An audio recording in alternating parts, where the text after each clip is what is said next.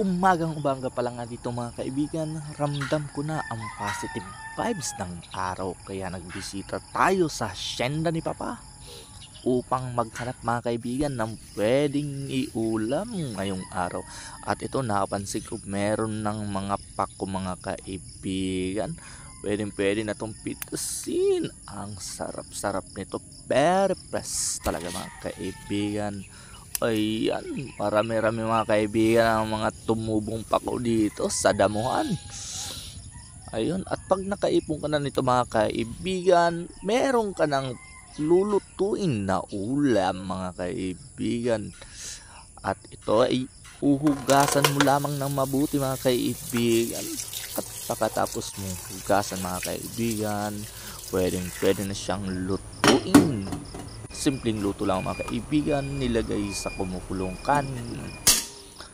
At pagkatapos yan mga kaibigan, ilang minuto, luto na yan, umuusok pa mga kaibigan, mainit-init mga kaibigan. Lagyan na natin ng kanin yung ating baunan na dahon ng saging.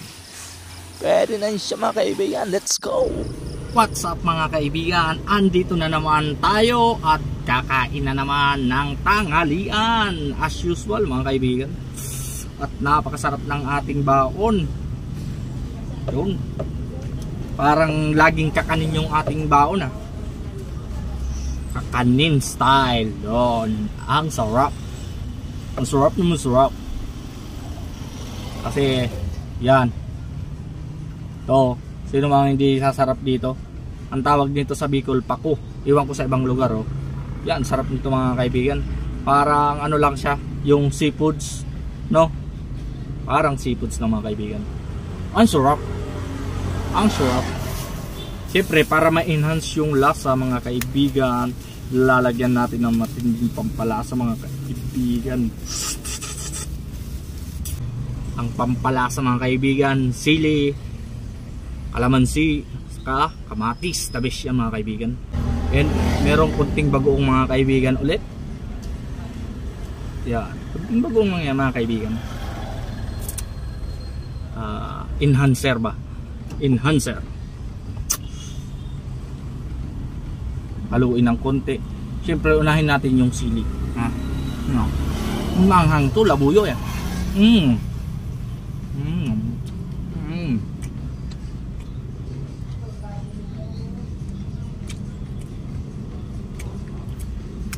Lagyan ng soy sauce.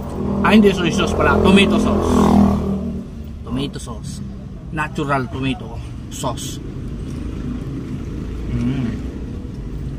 Ang sarap.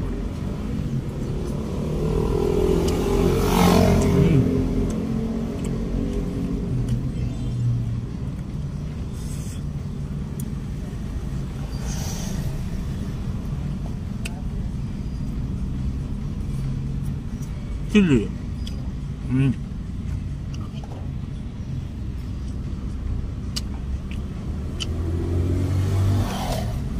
Kamatis. The best. Sobrang anghang. Hinog na hinog eh. Para talaga siyang seafoods mga kaibigan. No. Pagkain sa damuhan. Iwan ko kung gulay tawag dito eh. Basta ang ano na to ay nakuha sa damuhan. Minsan sa tabing ilog.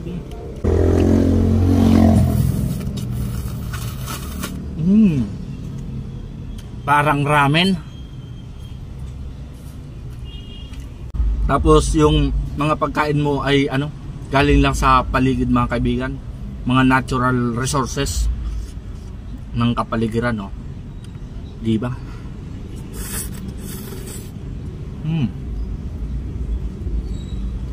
Gamit to the max.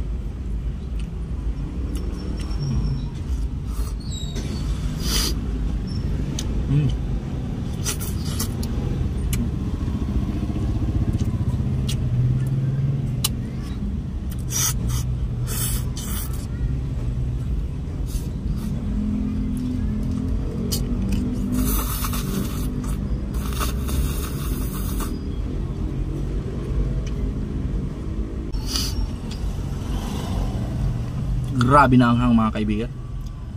Di natin maubos yung sili. Ang dami.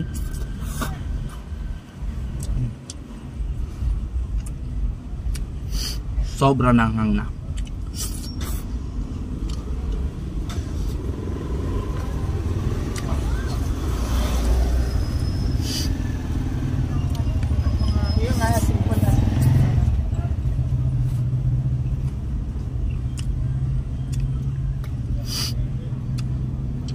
Wala nito sa restaurant mga kaibigan. Saka sa eatery naman, madalas nito ang luto ay ginataam.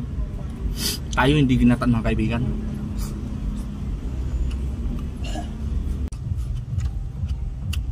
Yung sili ang hindi natin uubusin mga kaibigan. Kasi sobrang ang nakakaluha ng mga kaibigan. Nakakayak yung hanghang.